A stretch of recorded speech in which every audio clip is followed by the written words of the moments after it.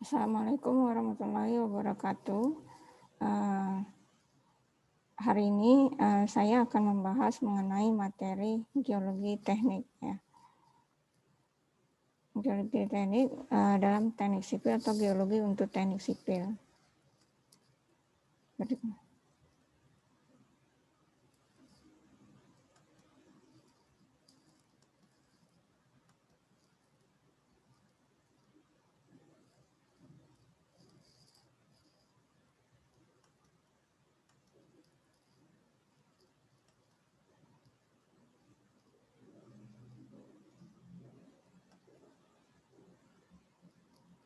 Nah, geologi dalam teknik sipil ya. Geologi itu sendiri berasal dari bahasa Yunani yaitu geos dan logos. Geos itu adalah bumi, kemudian logos itu pengertian atau ilmu. Jadi geologi itu adalah ilmu yang mempelajari tentang bumi secara keseluruhan, asal muasalnya atau terjadinya bumi itu seperti apa, kemudian struktur bumi itu sendiri, komposisinya, sejarah dan proses-proses alam yang telah berlangsung hingga wujudnya sekarang. Nah, ini pengertian ini dari dilihat dari buku The Penguin Dictionary of Geology. Nah, cabang-cabang ilmu geologi ya, ilmu yang membahas mengenai bumi ini itu lumayan banyak ya, antara lain mineralogi, petrologi, paleontologi, ada geologi sejarah, geologi ekonomi, kemudian geofisika, geomorfologi, geologi minyak bumi, geokimia, dan lain-lain.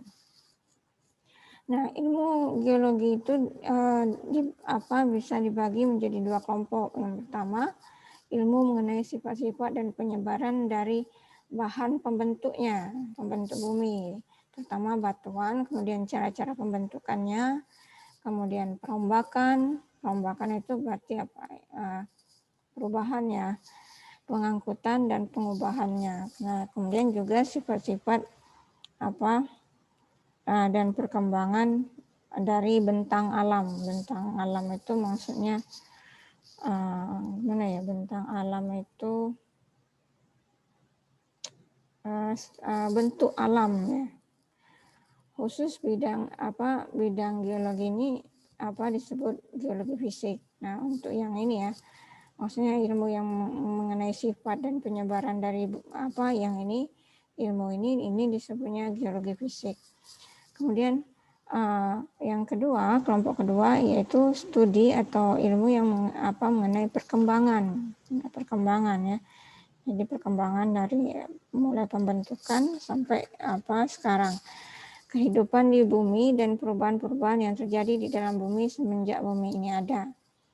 Jadi misalnya kalau ini fisiknya, fisik bumi itu sendiri ya. Nah, kalau ini yang ada di atas dan di dalam bumi. Jadi kalau yang ini maksud kehidupan yang ada di buminya. Nah, geologi dalam teknik sipil. Nah, secara harfiah, geologi didefinisikan sebagai cabang ilmu yang mempelajari bumi, yaitu dari sejarah terbentuk bumi, material pembentuk yang tadi sama tadi. Nah, karena teknik sipil ini ya berdasarkan semua berdasarkan tentang fisika matematika ya. Berarti tekanan, kemudian tegangan, gitu kan. Kemudian ya kalau matematik ya berarti dapat dihitung kan. Nah, sedangkan kalau geologi ya ahli geologi nanti sebenarnya kalau kalian dengar itu ada selain teknik sipil ini banyak ya ada teknik geologi salah satunya. Nih. Jadi kalau yang ini nanti ya kalau teknik geologi ini nah ya sini aja.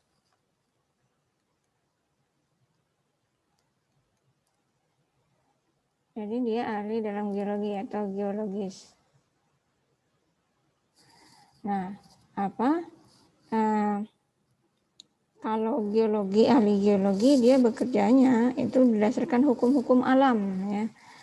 Nah, kalau teknik kan bekerjanya misalnya dia membuat suatu rancangan ya berdasarkan fisika, matematika, fisika tekanan tegangan ini berarti apa? Beban segala macam kan.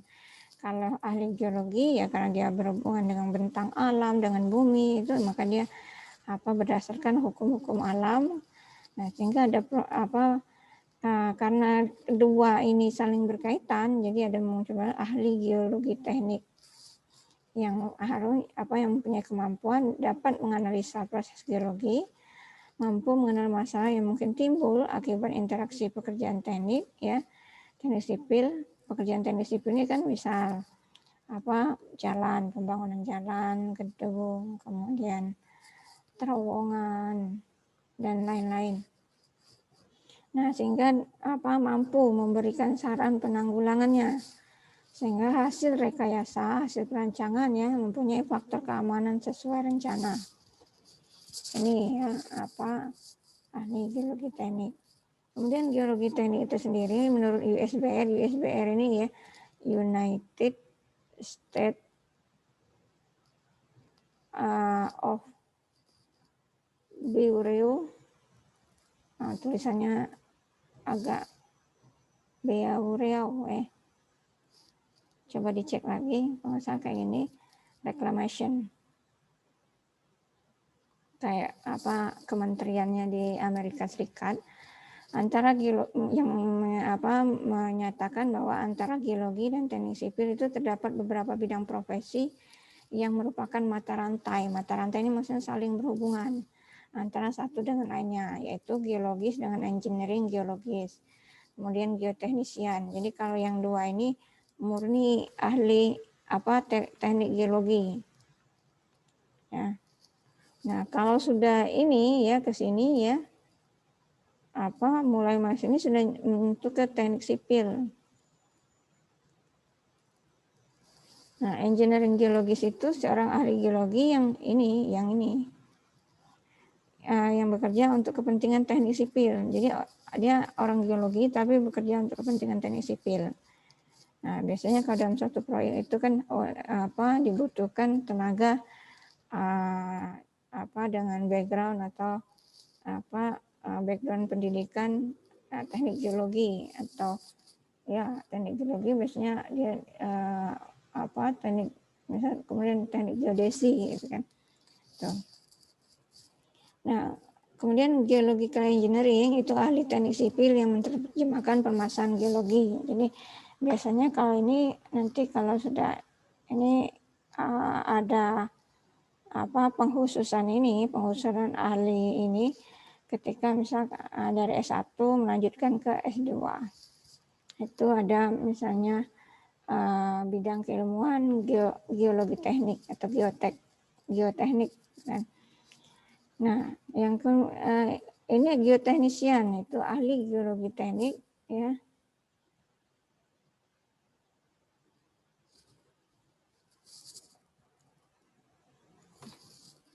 Ahli geologi teknik ataupun seorang ahli teknik sipil yang bekerja untuk menyiapkan parameter desain yang digunakan oleh perencana. Nah, geologi teknik sendiri aplikasi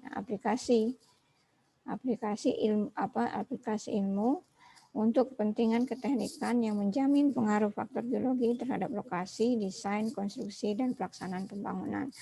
Biasanya bekerja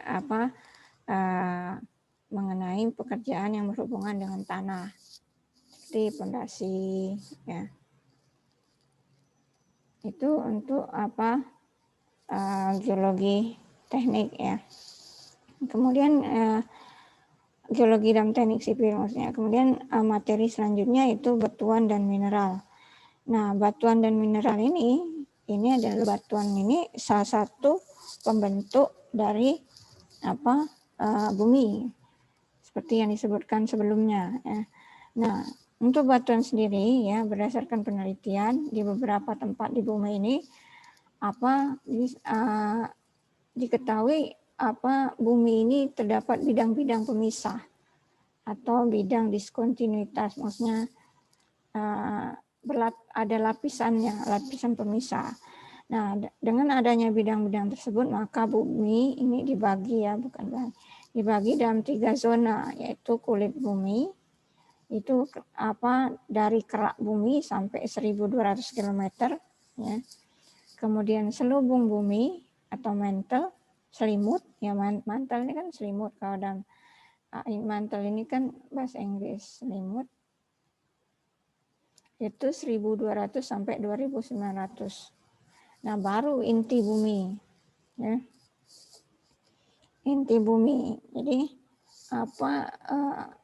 kalau kulit bumi ini ya dari kerak bumi ya, kerak bumi sampai 1.200 ke dalam, baru kemudian 1.200 sampai 2.900 km, kemudian baru inti bumi. Jadi bisa kita bayangkan ukuran bumi ini seperti apa. Nah, berdasarkan teori teknik tektonik lempeng ini nanti lebih dipelajari dalam materi gempa ya. Nanti ada gempa. Bentar.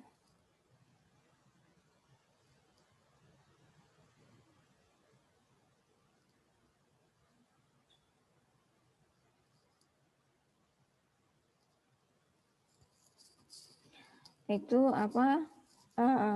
ada dua, kerak bumi itu dibagi dua, kerak benua ya.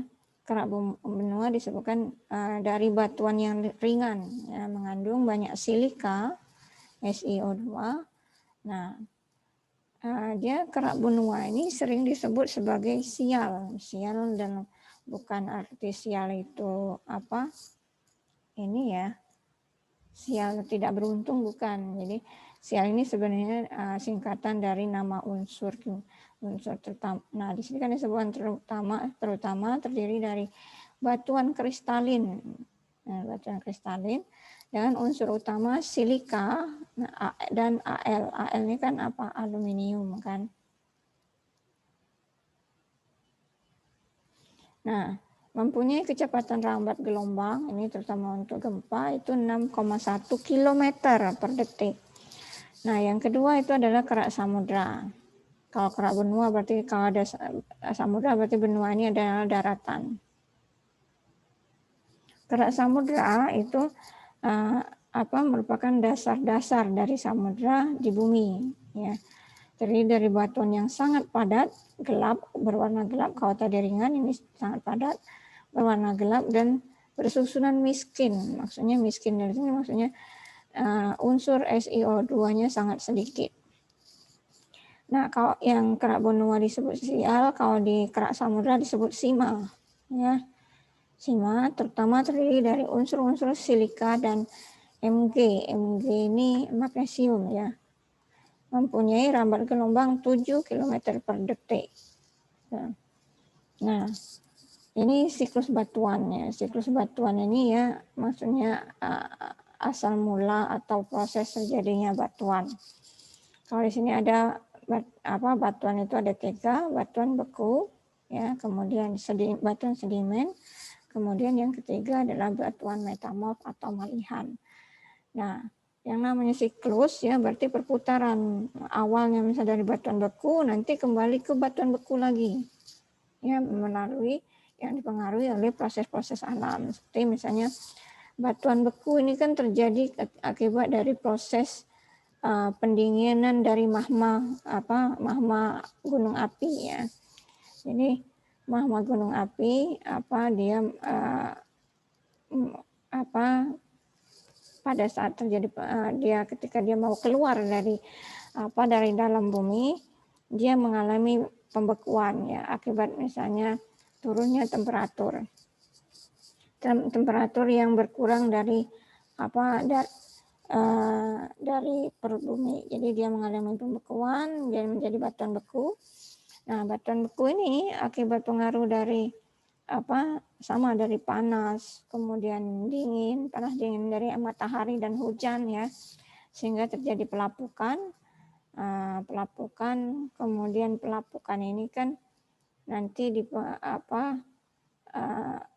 dipengaruhi oleh proses kerja yang ada di permukaan bumi, seperti misalnya aliran air, kemudian angin ya, hembusan angin gitu ya, kemudian pencairan es itu terjadi pelapukan, terjadi pengendapan ya, sehingga disebutlah dia batuan sedimen. Nah, batuan sedimen ini ketika dia mengalami panas ya, panas, kemudian tekanan, deformasi, rekristalisasi, dia menjadi batuan metamorf. Nah, di sini ada ini yang dari batuan beku bisa langsung ke batuan metamorf. Maksudnya ini batuan beku ini ya akibat proses yang ini ya, proses panas dan tekanan kemudian deformasi rekristalisasi ini dia bisa langsung jadi batuan metamorf ya. Nah, batuan metamorf ini akibat dari pelemburan dan kristalisasi ya, dia hancur lagi, itu akan menjadi batuan beku lagi. Jadi makanya disebut siklus batuan. Nah, nanti ketika di UTS atau UAS ketika saya minta jelaskan siklus batuan, ya dijelaskan dengan kalimat, bukan kalian menggambar gambar siklus batuan ini. Jadi ketika minta dijelaskan, ya berarti dijelaskan dengan kalimat.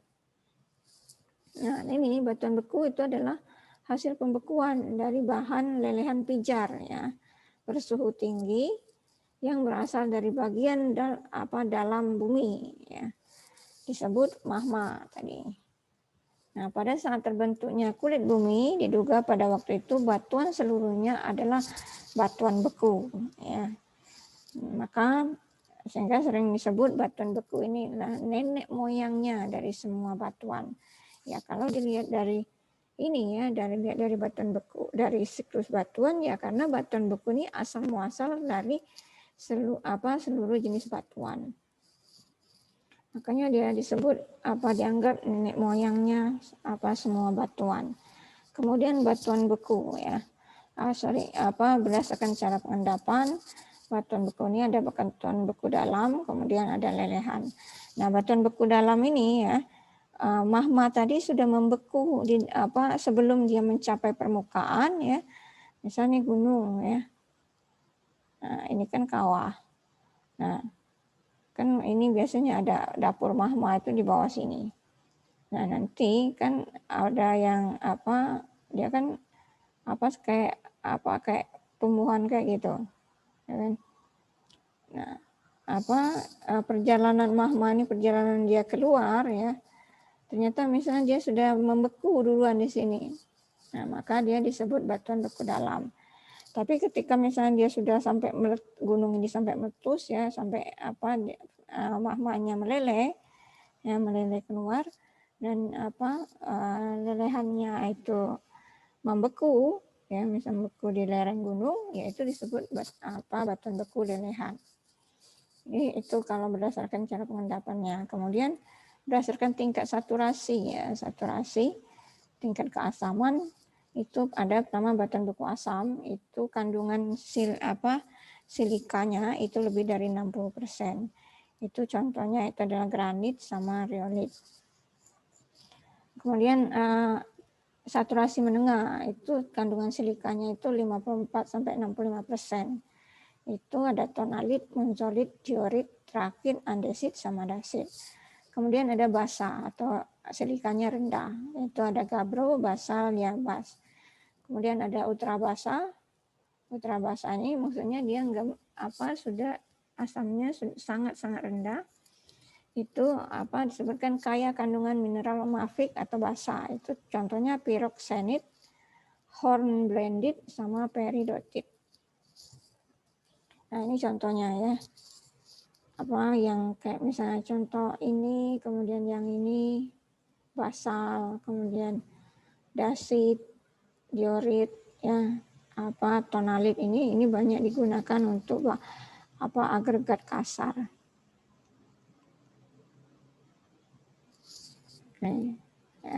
Nah, ini sering kita temui kalau misalnya ada batuan yang warnanya mirip dengan tanah. Nah, itu adalah andesit. Kemudian batuan sedimen. Nah, batuan sedimen ini berasal dari penghancuran batuan. Ya, jadi batuan beku tadi kan melapuk. Jadi kalau nanti itu ada materi tentang tanah. Tadi misalnya dari batuan beku yang ukurannya misal sebesar gunung ya, nanti karena pelapukan dia mengecil. terus dia mengalami pelapukan, pecah lagi, mengalami pelapukan, dia pecah lagi, sampai dia pecah berukuran pasir, ya, berukuran pasir.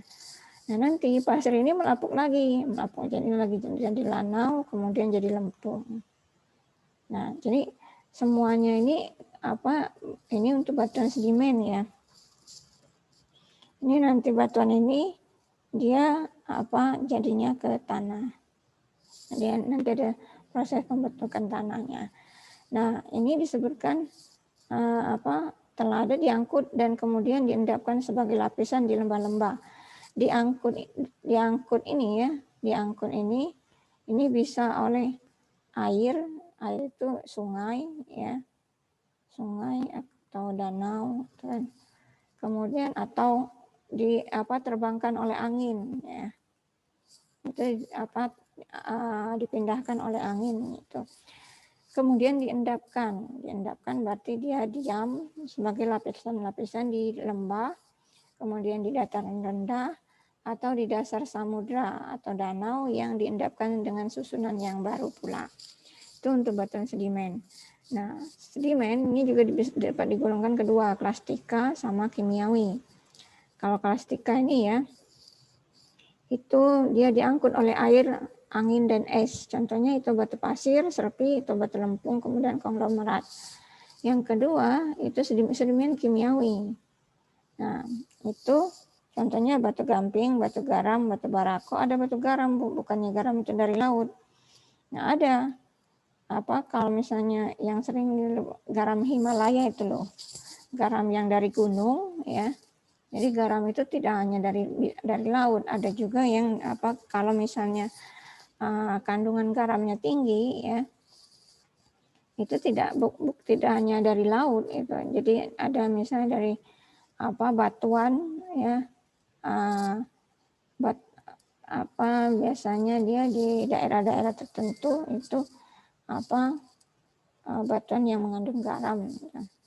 Kemudian secara kimiawi itu adalah salah satunya adalah batu bara.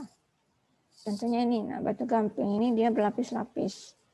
Kemudian ada batu lempung, ya, batu lempung ini bisa dilihat kalau dia pipih, ya, bentuknya masih kayak warnanya masih kayak tanah, seperti tanah.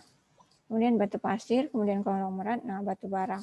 Nah, batu bara ini bisa dilihat kalau di Sumsel ini, ya. Kalau yang sudah terpapar ini disebut batu bara muda, ya.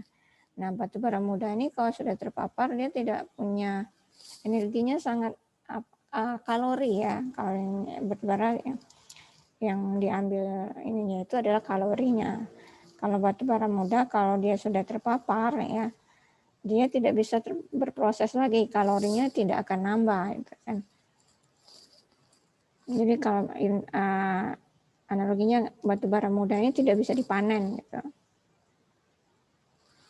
Nah, ini salah satu contoh konglomerat. Konglomerat ini dia sudah sampai ke ukurannya lebih besar dari pasir, ya, tapi strukturnya seperti tanah, tapi kekuatannya sangat rapuh.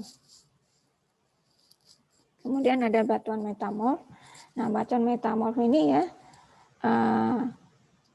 akibat pengubahan atau perubahan dari batuan yang telah ada, yaitu batuan beku dan sedimen. Jadi, akibat peningkatan tekanan dan suhu, ya. Tekanan ini bisa dari tekanan dalam bumi, ya kan? Umpamanya karena pengaruh gejala pembentukan gunung. Nah, kemudian bila proses pengubahan air cukup besar, ya, maka batuan itu dapat dilebur kembali, ya, dan membentuk lelehan pijar. Lelehan pijar berarti kalau lelehan pijar berarti magma, kan. Nah, kalau misalnya dia terjadi pendinginan, maka dia jadi batuan beku lagi. Nah, itu batuan metamorf. Nah, di metamorf ini, ya, sumber-sumber tekanan yang suhu tadi yang menyebabkannya menjadi batuan metamorf atau terjadi peleburan itu pertama karena penimbunan batuan penutup yang tebalnya itu kiloan meter. Jadi bukan tebalnya dalam cuma 1 meter atau 2 meter, tapi kilometer. Yang kedua karena peningkatan suhu sesuai kedalaman bumi, ya. Nah, di sini disebutkan suhu kerak bumi itu meningkat 30 derajat Celcius per kilometer. Jadi bisa dibayangkan tadi kerak bumi itu kan sampai 1.200 kilometer. Ya, kalau setiap ke bawah setiap kilometer itu dia naik 30 derajat. Kalau sampai 1.200 kilometer ke bawah itu berarti berapa? 36.000 derajat Celcius. Itu hanya untuk kerak buminya saja. Ya, makanya ketika magma ini keluar dari perut bumi, dia akan mengalami pembekuan ya. Bayangkan saja dari 36 derajat Celcius misalnya sampai di atas permukaan bumi kan. Di atas permukaan bumi kan paling maksimal 35 derajat gitu kan. Itu ini pun sudah panas sekali. Nah, bisa dibayangkan di muka bumi yang 35 derajat Celcius itu kita sudah ngerasa panas sekali. Nah, apalagi kalau dibayangkan di kerak bumi yang suhunya sampai segini. Nah, kemudian pendinginan magma ketika naik ke dalam kedalaman lebih rendah pada kerak bumi. Maksudnya ketika naik itu otomatis dari 3.600 ini kan dia naik ke atas. Jadi sampai 35 derajat. Nah, itu bayangkan kan dia terjadi penurunan yang sangat drastis. Makanya terjadi pendinginan. Yang kemudian kelompok batuan metamorf ini ya, itu dibagi lagi yaitu metamorf kontak, kemudian regional. Kalau kontak ini pengaruh panas dari proses pendinginan magma, kalau regional itu pengaruh panas dari proses pembentukan pegunungan atau pergerakan lempeng tektonik, itu adalah gempa. Nah, kemudian batuan metamorf ini contohnya ya. Ini disebutkan batuan metamorf itu mengalami perubahan mineralogi, kimiawi, dan atau struktur. Jadi seluruhnya berubah. Contohnya marmer. Ini sering di umum ini kalau kita dengar marmer biasanya untuk bangunan, kemudian kuarsit itu pasir sering disebut pasir kuarsa. Ini untuk bahan pembuat kaca ya. Sabak, sekis, kemudian jeans ya. Marmer, kuarsit, sabak, sekis, jeans. Ini contohnya. Kemudian ini mineral.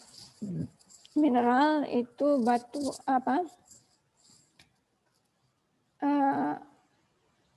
sesuatu yang terbentuk secara alamiah berupa padatan kristalin yang inorganik, berarti bukan dari tumbuhan.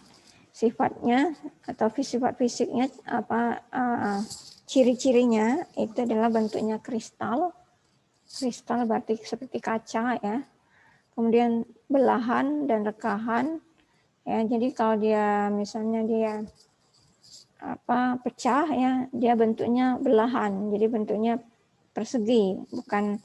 Jadi kalau misalnya dia pecah ya, dia terbelah saja, terbelah kaku. Bukan terbelah yang tidak beraturan gitu kan. Kemudian mempunyai kekerasan ya, mempunyai berat jenis, warna ya, kemudian gores serta mengkilap. Nah, ini yang pasti dia mengkilap. Bentuknya kristal kemudian mengkilap. Contohnya ada acicular bladed ya. Mineral ini salah satunya kalau kita itu adalah diamond ya, diamond atau berlian ya. Kemudian ada yang sering dipakai untuk perhiasan biasanya karena dia bentuknya kristal dan mengkilap, biasanya sering dipakai untuk perhiasan. Misalnya ada kalau itu ruby kayak gitu kan. Kemudian ada banyaklah contoh-contoh. Biasanya dia dipakai untuk perhiasan mineral ini. Nah, terus kalau kan ada tuh yang zaman dulu tuh ini untuk cincin itu apa namanya? Saya lupa ya. Yang sering batu cincin itu. Nah, kalau misalnya bentuknya mengkilap, bentuknya kristal dan mengkilap berarti dia termasuk mineral. Tapi kalau dia strukturnya tidak kristal dan tidak mengkilap berarti dia bukan mineral. Ya. Nah, ini jenis-jenis kristal. Nah, tugasnya itu kalian mencari gambar contoh dari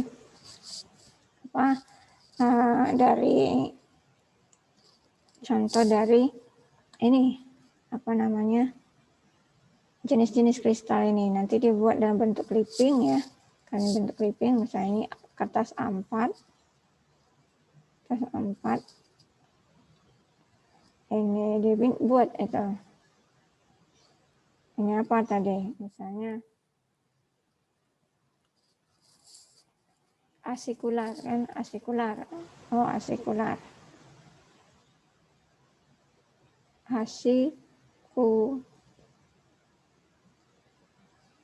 Asikular ya. Nah, kasih gambarnya apa? Cari di internet dan seterusnya ya. Nah, itulah mengenai materi geologi teknik untuk pertemuan pertama dan kedua ya. Semoga membantu ya. Tugasnya itu yang clipping tadi itu paling lambat tanggal 29 Februari berarti minggu depan. Nah, semoga materi ini menambah pengetahuan kalian dan semoga bermanfaat. Nah, materi selanjutnya itu minggu depan ya. Nanti akan ada tatap muka online lagi, itu linknya nanti akan di-share di portal Fiklas. Nah, demikianlah materi hari ini saya akhiri dengan semoga tetap jaga kesehatan, tetap gunakan protokol kesehatan.